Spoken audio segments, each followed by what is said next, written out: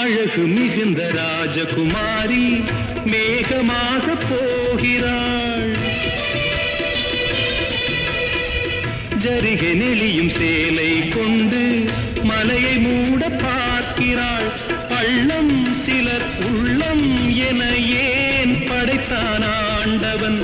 பட்டம் பெற தேடுகின்றேன், எங்கே அந்த நாயகன்? மலையின் காட்சி இறைவன் ஆட்சி.